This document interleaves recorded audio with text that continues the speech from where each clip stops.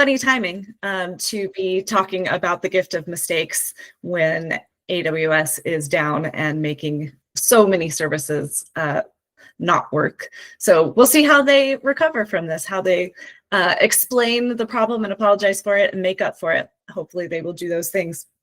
But this presentation is really for us as individuals when we make mistakes. How can we make up for those and also not freak out too much? So I love this topic because I'll never forget the moment in a conversation when Annie complimented my ability to own up to and recover from mistakes. I laughed out loud because when she said it, all I could think was like how many opportunities I had given her to see me make mistakes. Because I think she had been here like 6 months, maybe not too long. And obviously I had done a lot. So sweat smile emoji. But it truly is a compliment because I'm admittedly very human. And as a human, I make mistakes. Mistakes are inevitable, right? Her compliment was acknowledging the fact that I'm willing to claim those mistakes, to say, oh shit, that was me, clean up after myself and move on. So today I'm going to be sharing with you guys some research around the gift of mistakes, the idea of psychological safety, and how you can recover and even grow when you inevitably make mistakes. I'm focusing today on mistakes at work, but I hope that some of these tips will help you beyond Corner Shop as well. So let's start with a super famous oops. Who knows the story of Post-it notes? Anybody? Okay, this one's fun. So in 1968, a scientist named Spencer Silver was trying to make a super, super strong and permanent adhesive to be used in aircraft construction. And what he did instead was the exact opposite. He created, accidentally, one that was very, very weak and reusable. Obviously not applicable to aircraft construction, right? I would have definitely done a forehead, face palm, whatever that's called, face palm. So Spencer Silver's colleague, Art Fry, sang in his church choir and realized that this reusable adhesive could be perfect for temporarily sticking bookmarks into the songs that they were going to sing that week in his hymnal. So he saw the possibility for this. It was many, many years before 3M, the company that owns Post-its, actually used this failed adhesive to create Post-it notes, but it became perhaps the most well-known example of an oops recovery to the tune of millions of dollars. I mean, they really have profited off of this. Notably, though, Spencer Silver didn't deny his mistake. He didn't lie about it. He didn't, push his accident under the rug. And also, he didn't give up. He didn't get fired. He didn't get yelled at. He kept going. He kept experimenting. And in the end, his discovery turned into a huge success. So I don't know about you guys, but I feel like everybody knows that oh shit feeling when we've made a mistake, right? For me, that realization often comes with a little voice that isn't just, oh shit, it's God damn it, Leslie. And it's painful, right? I flush, my heart pounds, I feel my stomach dropping, I get scared. And I think everybody experiences this to some extent, and some of us a little bit stronger than others. We don't fear mistakes because we're weak. We fear them because our workplaces, our society, and sometimes our family value perfection over learning. And that's a problem, right? So mistakes can lead to brilliance, like that story about Post-it notes. But for most of us, and especially here at Corner Shop, our mistakes are very, very unlikely to lead to billions of dollars in profit. Also, very unlikely to lead to millions of dollars of loss. So we need to sort of keep that context in mind. But when we make mistakes, it feels awful. So let's talk about that part, why it feels awful. When we fear judgment, we get defensive. For most of us, our mistakes are not a big deal, right? They're not going to cause airplanes to fall out of the sky. But when we fear judgment from anybody, we get defensive, we shift the blame, we even might try to hide the truth, and that keeps us from solving the real problem, whatever it was that caused the mistake, right? The mistake exists because something broke down in the process. And if we just go straight to hiding it, we can't ever fix that breakdown. When we can shift from blame and shame to curiosity, asking about why the mistake happened, then we can open up the possibility of making changes that prevent future mistakes and create more psychological safety for all of us. So today's presentation is really about reclaiming that time that we spend freaking out about a mistake and turning those oh shit moments into opportunities for growth, for trust, creativity. So imagine what would happen if instead of fearing making mistakes, we actually felt safe enough to talk about them openly. That kind of trust has a name. It's called psychological safety. Psychological safety doesn't mean that nobody ever gets uncomfortable. It means that people feel safe to be uncomfortable.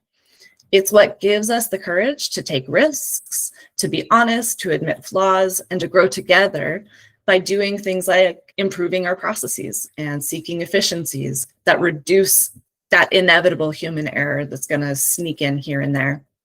And also balancing our workloads to ensure we're not overloaded, because sometimes that's where mistakes sneak in. I know for me and Ira, often we're like, crap, I messed that up because I was just running too fast. I was trying to do too many things at once. So definitely for the two of us, that's where mistakes tend to sneak in. Without this psychological safety, though, mistakes get hidden and thus wasted because mistakes are opportunities. If we have psychological safety, those mistakes can get turned into learning and improvement. In fact, Harvard research shows that teams that admit mistakes perform better than those that don't. So Harvard researcher Amy Edmondson showed in 2003 and 1999, and then later in 2018, that teams with low psychological safety, so teams where there was a lot of shame or a lot of fear, people were more likely to hide errors.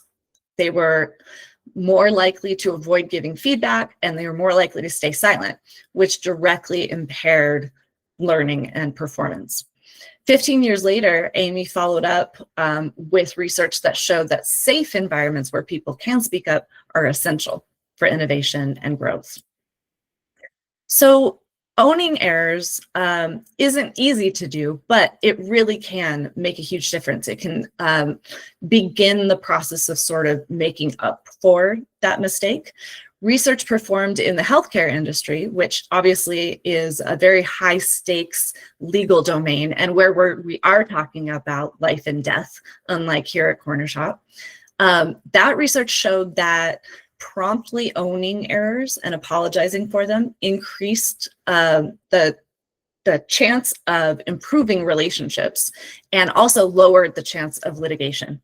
So when hospitals say, we fucked up there and make up for that, the folks who otherwise might have sued reconsider that because we appreciate it when people own up. On top of that, research in the domain of crisis communication, the industry where people are employed to craft and communicate messages when very major, very public fuck ups happen, like somebody at Amazon is probably crafting that message right now. This research into this sector showed that faster, more transparent self-disclosure with accepting of responsibility, saying that's on me, that's on us, and clear definition of amends. So saying, this is how we're going to make up for this. This is, perhaps Amazon will say, we had this downtime, so we're going to reimburse you for the hours that we were down. When you do those sort of things, this research showed that that limited the reputational damage compared to slow, evasive messages. This is one of my favorite examples of owning a mistake. So in 2018, this major logistics breakdown left half of the KFC stores in the UK without chicken. We were living in the UK at that moment. We were in England, and we actually visited a KFC while this was happening. We didn't know it was happening, but we wanted some fried chicken, right? I like a little taste of home and now and then, only to discover that they had no chicken. And we were like, KFC, you had one job. It's in your name. What do you mean you don't have chicken?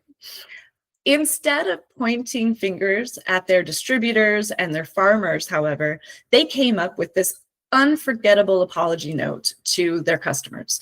This ad was printed in all the major newspapers across the UK, and it's been called a masterclass in crisis recovery, possibly the best apology ad ever. The public loved it. The apology went viral because they owned their mistake with lighthearted humor and personality. So you can see they took their actual KFC logo and changed it into FCK. Like, fuck, we messed up. We apologize. So what they did right here is that they took full responsibility. They didn't blame shift. It was actually the fault of their distribution network. It wasn't their fault, but they didn't push it onto them. They used humor and humility. They said, yeah, this is major fuck up. And they spoke in really a human, self-aware voice that matched how their customers were feeling. So the lesson here is self-aware humor, fast accountability creates trust because it's really relatable. And that's where I want to talk about vulnerability. So we spend so much time and energy trying to look competent, but people don't actually trust folks that are perfect, right? We trust honesty. We trust relatability.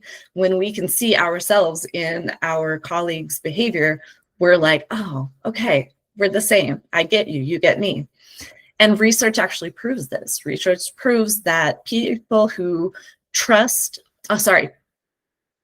research proves that people trust those who admit mistakes more than those who pretend they're perfect, especially when those people who are pretending make mistakes and try to cover them up.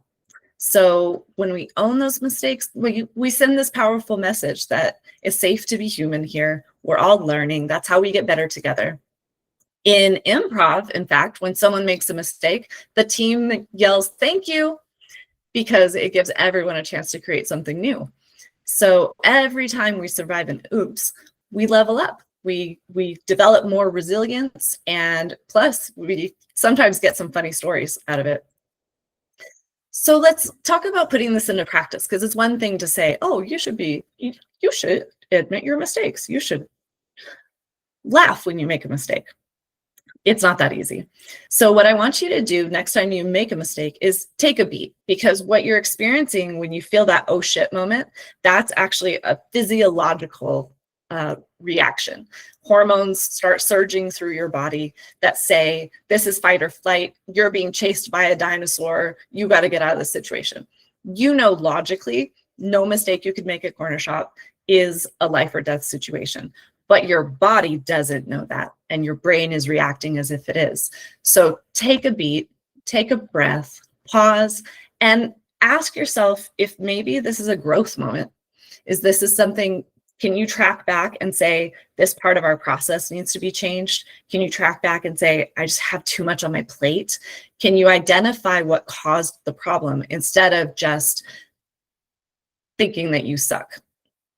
Practice some self-compassion. Mistakes are part of life. They just happen. And normalize learning out loud. So talk openly about what went wrong, what you learned. You're human, and so are your colleagues. Everybody here, luckily, we don't hire assholes. There's nobody here that's going to give you a hard time for making a mistake. If you can admit your oops moments publicly, you're doing everybody a favor. I'm looking at you, especially directors and team leads, and me and Ira. If you are leading folks, if you're mentoring someone else, admitting your mistakes really helps to set the tone. It implies that psychological safety. And as you are working on things, celebrate iteration, celebrate improvement, celebrate the fact that this didn't go well, but then we made these changes and now it's going better.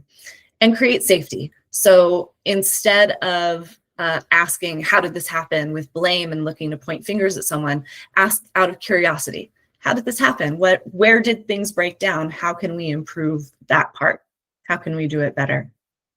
So here is the recipe for admitting a mistake. The first is to acknowledge specifically what you did without excuses. Avoid the common traps of like vagueness, like I'm sorry if this affected you, or defensiveness, or delaying addressing it. These all undercut the sincerity that you really want to have behind that. The second is to take responsibility without deflecting, without trying to make yourself look better. Just own up to it. Don't hedge. The third is to name the impact on others. So if your mistake caused us to miss a deadline, caused somebody else on the team to do extra work, then you need to name that. And then state what you're going to do to fix it right now and then prevent it in the future. So here, especially when customers are affected, we want to pair the apology with a tangible make good. Like we often do this where if we go over on something, some part of development, we might comp some of those hours.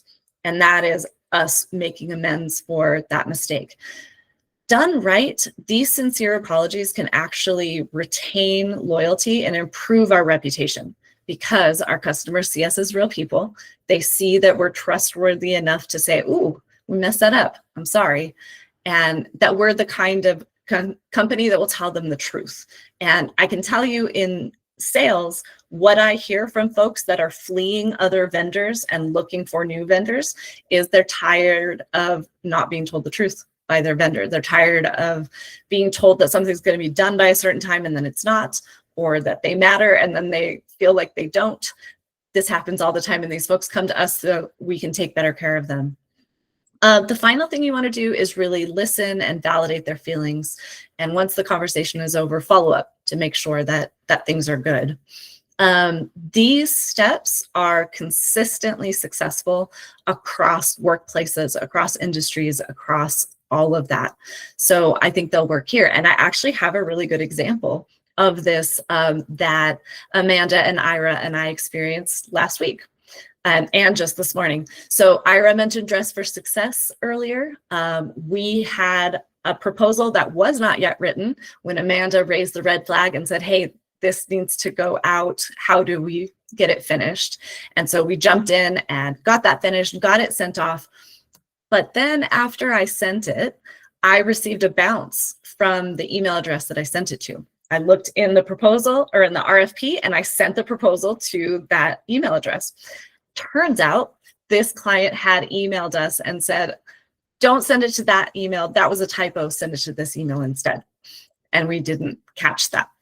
So I wrote to a separate person at their organization and said, hey, I don't know what's going on. I tried to send this proposal and they had a very specific deadline that it had to be sent by.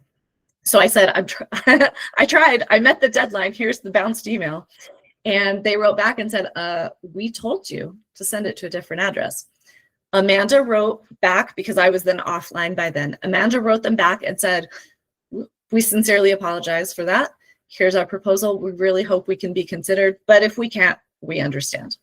And just this morning, we got a response saying that we've been shortlisted for this project. So that's a really great example. Exactly. Good job, Amanda, of owning up to the mistake, making up for it as fast as possible, falling on that sword and being like, this is our fault. But if you could, please still consider us. We'd love it. And it worked. So it's not fun, but it does work. Now, I don't know if we have had any success at playing YouTube videos from here, but I'm going to play this. It is set with closed captioning on, so hopefully you can see it. But here's a great example of turning a mistake into an entire campaign.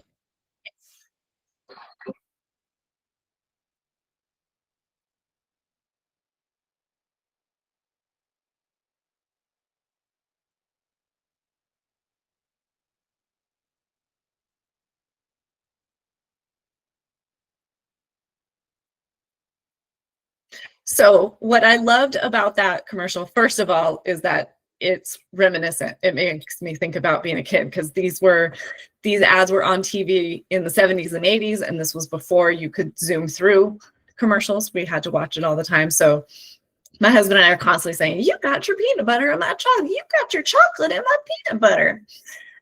It was an excellent campaign to talk about owning up to mistakes and how actually fun things can come from them. So now it's your turn. Uh, I would like to split everybody up, and actually, maybe we don't split up. Maybe we just do this individually. So I have created this Google form, and I can drop this link into the chat. There we go. So this Google form, what I'd like you to do is go in and type in a mistake that you made at some point in the past, and then the lesson that you learned from it. Just a few words. It doesn't have to be super lengthy. The Google form is collecting those responses, and then we can look at those together. So it has an example here. The oops is I accidentally deleted a project file, and then the lesson is now I name every file like it's a newborn baby. I pay very, very close attention, right? Mine is once upon a time when I was a young 20s Leslie, I accidentally replied all to a 1,500 person email where the Secretary of Health for the state of New Mexico had announced a new health initiative that replaced work my team was actively doing. My email, which was meant for my work bestie, read, "This doesn't make any damn sense." And I sent that to 1,500 people. The lesson, I now treat emails with CCs like live bombs. I mean, kid gloves. I'm so careful because I never want that to happen again. And I think about if I'm being snarky in an email, I look at that to line and that CC line very, very carefully. So take a couple minutes, head on over to that form and type up an example of an oops you had and a lesson that you learned from it. And I'll give you all maybe, let's do 5 minutes, and then we will look at some of those together. Is everybody able to access that form? Excellent, thank you.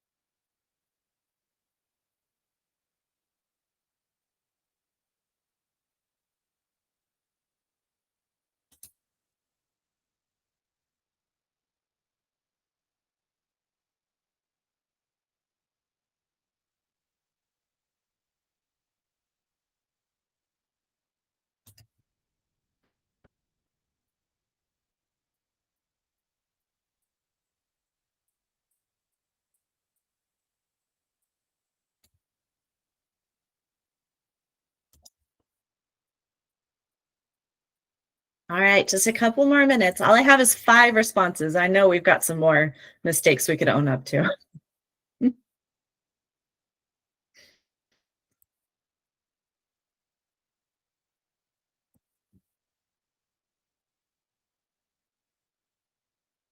I can tell y'all another of mine as we're waiting for a few more to come in. I, this morning, took so much medicine. I don't know, a muscle relaxer and a gabapentin and an ibuprofen. And so if you're hearing me kind of trip over my words here and there, I'm pretty sure it's that muscle relaxer. So lesson learned is don't take a muscle relaxer before you go to work. All right, we've got about 10 responses now. I will share a couple of them, or really don't, because it's not fun to not be able to find the words you're trying to say. Do you guys see on that form, do you see the responses tab up at the top?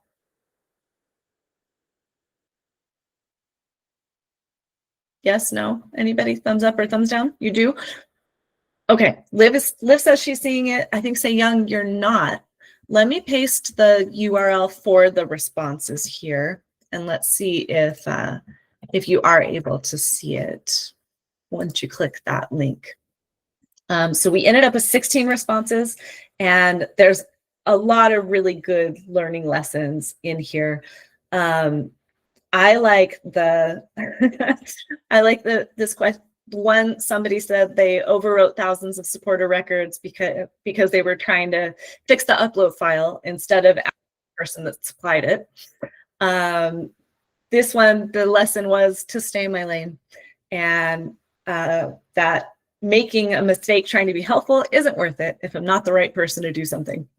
It's a very useful lesson, right? And one ultimately that didn't cause Cornershop to close. Everything was good. So I think these are all excellent examples. I would love it if you guys would spend some time reading through these and look for things that you things that resonate with you, but also ways that you can avoid mistakes. And think about if there are processes that we need to improve in order to prevent other mistakes from happening. So before we close out, I want to finish with one other famous oops. This one I think will resonate with our developers. Who knows the story of WD-40? No? Okay, this one is fun. So the formula's name, that 40, the name actually means water displacement, that's the WD, 40th attempt. So this is the 40th and final attempt at creating this product. After 39 mistakes, 39 times not doing it right, they finally got it. And the lesson here is that they didn't give up when they made all of those 39 mistakes, and they didn't get fired when they made those 39 mistakes. They recovered from those mistakes, learned from them, carried on, and eventually invented this thing that all of our dads have in their workshops, right? And now I own, I don't know, 3 or 4 different bottles. So the lesson, don't give up. Don't hide your mistakes, keep persevering, keep improving, keep iterating, and remember that mistakes can actually prove to be opportunities, not only for you, but also for our company. That is all I have for you all today. Do I have any questions? Want to hear about more mistakes I've made? Sarah. This is just an observation from the oopsies. Is I think the commonality is oopsies often come out of a good place of, you know, trying to do the thing that we think is right. So I think when someone makes a mistake, just always remembering the best intentions. Somebody isn't maliciously trying to be, you know, mess up or whatnot. So I think it can be hard sometimes when someone does make a mistake not to jump to like anger and frustration. But I think Leslie had pointed out, like asking those curiosity questions a little bit to dig into like what happened. But I think always just coming at it with grace and understanding is helpful. I love that. And I think it's not only the grace and understanding for your colleague, but grace and understanding for yourself if you're the one that makes the mistakes. Because the more time you spend yelling at yourself, the less time you have to figure out what happened and make amends for it. So take it easy. You're good. Yeah, Max, I agree. Iteration does not equal failure. In fact, iteration is one of our favorite words at Cornershop. I mean, we're constantly iterating processes. Yeah.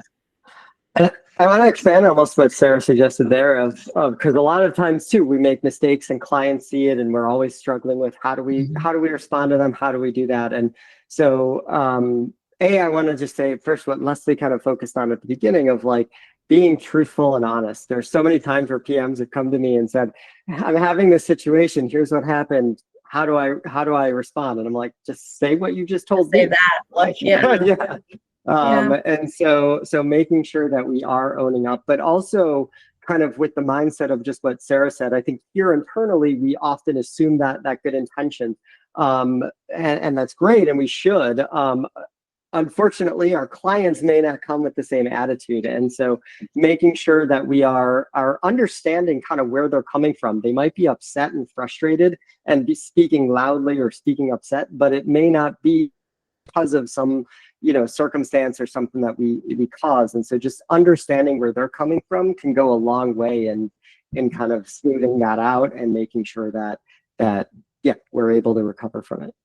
Totally. I mean, what I see in my sales position is that people hire Corner Shop because we're humans. So they know what they're getting into, right? They know, and it's tech, and tech breaks. Look at Amazon today. So they know that shit happens, and they appreciate that we're real people. I love what B just put in the chat, that they've started saying, I don't have time to worry about this right now. I have too many other things to do. And just tell yourself that it's not the right time and you don't have to freak out this way. So I love that mindfulness, because that's really what that is you catching yourself freaking out and saying, I'm not going to do that. Not today. Any other thoughts or questions? Cool. Thank you for your time. I appreciate it. Have an excellent Monday, and we'll see you later.